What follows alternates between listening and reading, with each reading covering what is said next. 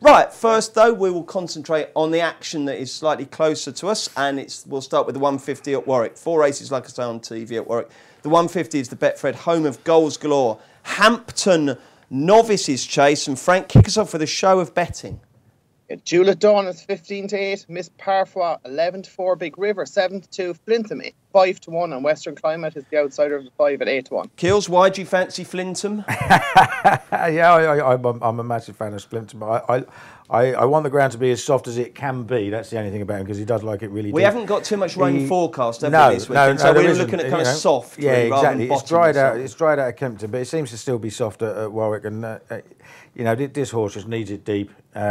He always needs his first run. He was beaten a fair way by Juliet Dawn in the end at Exeter on his first start, and he's got to turn that round. I think it was 16 lengths. But he does come on markedly for a run. He was second in the Reynoldsdown Chase last year, which is better form. And I think he'd go well. He likes this track. He won on this card 2 years ago. He won the Potemps qualifier off a fairly high mark as well, higher than he is now, I think. I think he's got a big chance around about 5-1. Could you be interested in each way? Do you like a little each way when there's 5 runners, quarter of the 2? I can have each. I can have each way. You've got 40% of the runners. Yeah, exactly. Yeah, I'd probably want a bit bigger than 5-1, to be honest. Just getting just over your money back, but. I'm going to back him to win. I think if he gets into a rhythm, he can really jump when he's on form. Then those 5 quick fences down the back at Warwick will suit him down to the ground. G-Rod, welcome to the new venue. You haven't been in since we moved from Canary Wharf. What do you think? No. Do you like it? Yeah, it's really swanky. Yeah, it's lovely. Well, let's hope that you go well first time out at the new course. Let's kick off with a winner, G-Rod. Who's going to win the 150 at Warwick? I'm singing from the same hymn sheet as Keelan. I mean, Flintham just wins, doesn't it? It goes out and makes all. Always needs its first run, like Keely said. It's the best horse in this race. I'm convinced of it. The rest of them I don't think are that good. Light soft ground, jumps well. Okay. I think it's pretty straightforward. I don't think you should sing with that voice, all right? You're having big enough difficulty speaking. And Frank, is it 3 votes for Flintham?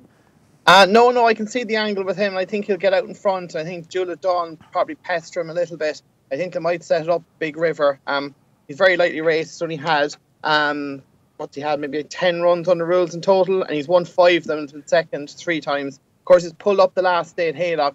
That was a particularly warm race in respect to this. Like Clandis Obo won from Vintage Clouds. Of course, Clandis Obo was only narrowly beaten in the Caspian Caviar. Vintage Clouds ran a cracker in the Welsh National. That was a really strong race. Now, in that race, Big River suffered from atrial fibrillation, and he lost 2 shoes, so he had plenty of excuses. I think he's the horse with by far the most potential. I think the way the race is run might actually suit with the Flintham and potentially Juliet Dawn, maybe Cutty Jar's throats a little. And of course, it was on this card last year that One for Arthur won the Classic Chase and launched Lucinda Russell and Derek Fox onto everyone's radar. So I think they might win another big race here tomorrow.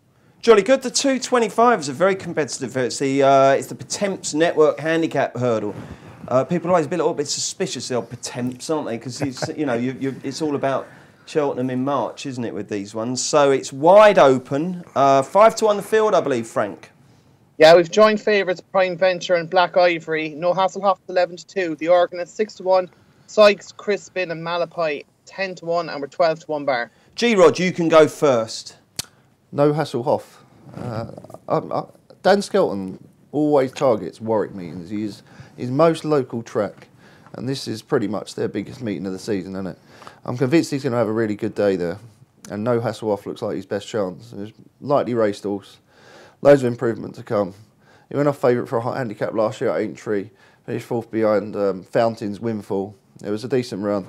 Won next time out, poor race, and then last time out probably got bogged down in the heavy ground at Haydock. He's beaten 20 odd lengths, but he still finished 4th, ran quite well. I think the better ground will suit him. I think he'll run really well. The only thing I've got to put a mention in for Temple Ross, because he's one of my long-term tracker horses. He's been on the Rodway tracker forever, and I keep backing him, thinking, well, he's going to improve so much when he comes up to 3 miles. And then they sent him chasing, and he didn't take the chasing. And then he went over 3 miles last time, that same race that No Hasselhoff ran in, and was pulled up. Maybe he just got bogged down the ground as well. And Twiston Davis, one of the most streakiest trainers around. He's had 2 winners, 2 seconds through his last 6 runners. I wonder if he might be about to hit hot streak again. How many horses do you have in your tracker, G-Rod? I've trimmed it down. There's only about 50 odd now. There was well over 150 at its peak. You had a cold, did you? Yeah, but I had to have a bit of a midwinter cull, and Temple Ross survived. So I can't be letting him going off at 25 to 1 in this race without backing him. But I think No Hassle Off is the most likely winner. Thank you, G-Rod. Frank, what's your view on this race? Would you be shocked to find out that Temple Ross is the horse I was going to put up? Again, as Graham alluded to there, Nigel Twiston-Davies is in cracking form. He's 7 winners from 31 runners in the past 2 weeks. So an impressive 23% strike rate. This horse on this weekend last year ran second in the Lanzarote hurdle off a mark of 127. He's only off 130, 3 miles. Probably suit. I think the ground was probably to blame the last day. He was quietly supported in the lead up to that run. He's been well backed on numerous occasions. I'm convinced he's better than his mark of 130. Of course, James Gary would claim 3 off him again tomorrow. And again, like this, we're ducking him a little bit at 12 to 1, but I think there's as big as 20s out there, and I'll be backing him each way. Righty ho, do you have a tracker, Frank?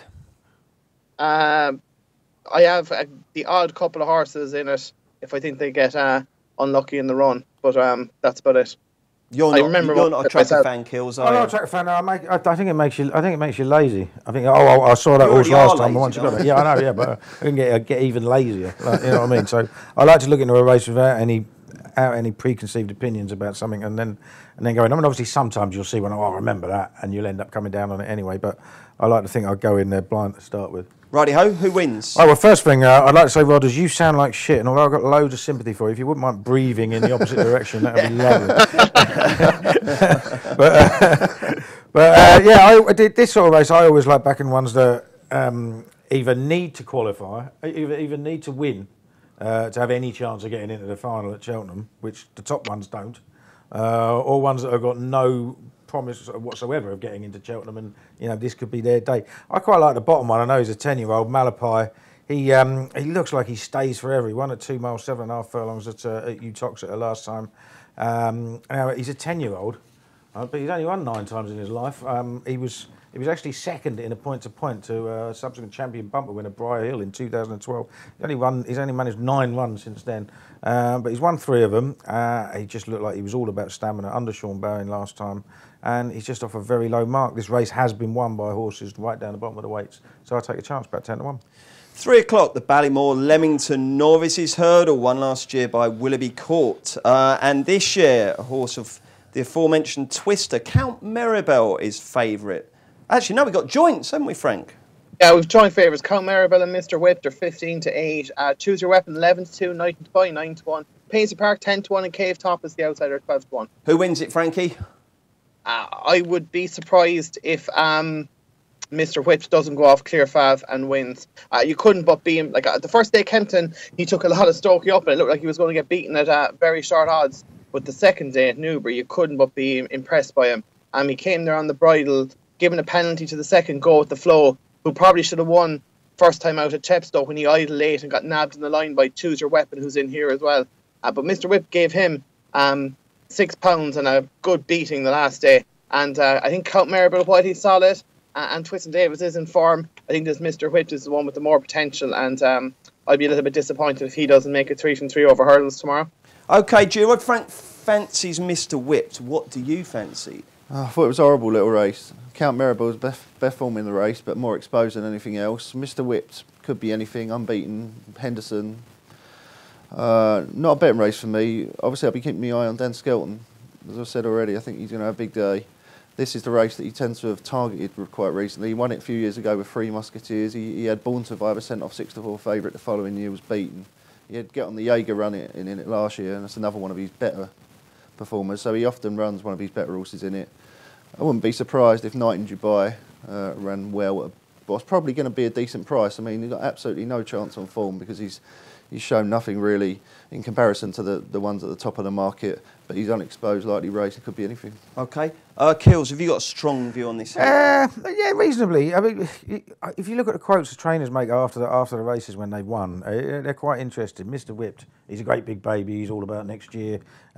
Choose Your Weapon. Again, there's another horse. I won't do too much with him this year. You know, these horses that if they're even slightly backward, and I know they've had a couple of runs, when they go 2.5 miles in a graded race at Warwick when it's soft ground, they end up getting beaten out of sight because they're just not ready for it. And I think Count Marable is the battle-hardened horse and would be unbeaten this season if that race wasn't over 3 miles last time, because he was absolutely bolting up, and then he simply got knackered in the last, after the last, and he was going to win. He was going to win very easily. He went extremely short in running, and I think back at 2 mile 5 furlong, he's going to get the run. He's going to get the run of the race up front, and when he kicks, he can half find plenty. So I think they'll have to be good to beat him. Okay. Well, at 3:35, we've got the highlight of the Warwick card. It's the Betfred Classic Handicap Chase. 3 miles, 5 furlongs. As Frank said earlier, it was won last year by one for Arthur, who went on, of course, to win the Grand National. We may well have an Aintree hero lurking in this field. Frank, take us through the latest betting, if you would. Yeah, Mr. Approach is 11-2, Sir Mangan 6-1, Cresswell Breeze 7-1, Krakatoa King 9-1, Coggery, Emperor's Choice, Ballycross and Indian Castle 10-1, and we're 12-1 bar. Okay, Keels, bit of a puzzle this one. Can you solve it for us? Yeah, I think so. I mean, I take the Rodders route here and go for the Dan Scantlin horse, Sir Mangan. Now, for a 10-year-old, he's pretty lightly raced, and he's mixed hurdles and fences to good effect in his last few starts. At the end of last season, he gave £10 in the beating in a handicap to what's it called, Count Marable, who's now rated 143 over hurdles. Sir Mangan, he then a couple of starts ago, he got beat 3/4 of a length, getting £10 from Beer Goggles over hurdles. Beer Goggles has gone up £20 since then. Last time out, he won at Bangor at Handicap Chase. He was always in control, beat Acting Pieces. Acting Pieces came out beaten 3/4 of a length by Sir Mangan's stablemate, Get on the Jaeger, in the Grade 3 Royal America at Weatherby last time. And I thought Sir Mangan was just always in control there. He's on a mark of 138. He jumped like a stag at Bangor. That was his first run over fences for about 2 years. He might well have been primed for this, and I think he's at the front of the market, but I think he's got a very definite chance. G-Rod, are you going to stick with the Skelton Beast? I'm a little bit worried now because this is the one Skelton horse that I didn't fancy that much. So to then see Keeley give it such a great shout. I thought the top 2 in the market were well worth taking. Before you said you think Keel's a massively overrated judge. That too. Mr. Approach, well, got to be worth taking on round here. And he jumped well enough to win round Warwick in a race like this? Surely not. He did get a very generous £6 drop from the handicapper for finishing 6th in the Hennessy, though, didn't he? Yeah, he did, but I mean, I'd be scared of him. This is a stiff old test of jumping, isn't it? Those fences down the back. I mean, he could be out of it after the first circuit, couldn't he? Ballycross for me for Twiston Davis, as we said earlier, is flying. I think this could be the one where he strikes. Caught the eye staying on quite strongly last time in that race, won by Wild West Wind, I think it's called, by Tom George, trained by Tom George at Chepstow. Made eye-catching headway between about the third last and the last. And I thought, God, this horse definitely wants further. He gets the chance to show it today. The only downside, he pulled up in this race last year behind One for Arthur, but maybe it was a stronger race. Maybe it came a bit too early in his career. Hopefully he'll deal with the hustle and bustle better this time. Okay, Frank, is this one of those ones where I come to you and you make one of those little sighing noises and tell us how strongly you fancy one? Not particularly, no. I kind of like Krakatoa King, but I wouldn't say I'm massively confident. Kerry Lee, of course, a tremendous record in these type of races. Alfie Spinner ran a cracker in the Welsh National last year, and I'm going to stick with the same combination of Kerry Lee and Richard Patrick. Krakatoa King, he's been with Kerry Lee, moved from Noel Williams December of 2016. He's had 8 runs for Kerry Lee. He's had 2 winners, 3 thirds, or 3 seconds, 2 thirds, and 4th first time out for. Last time was just touched off at Wincanton, off a mark of 125, got £2 out. Now this is a step up in grade, but he does stay all day and he does relish testing conditions, and the £5 claimed off should be valuable enough. Now it's probably not as good a renewal as previous years, and for that reason I think in a better year he probably wouldn't have a chance, but I think he might be able to take the step up in grade here. And I think about 9-1, so it's a fair each way bet, I think. And we're 4 places in the race as well. Say that again. We're 4 places in the race as well. 4 places. Good news. Okay, we'll do Kempton next. Read anti-post tips from Pricewise for the Cheltenham Festival when you subscribe to Members Club Ultimate.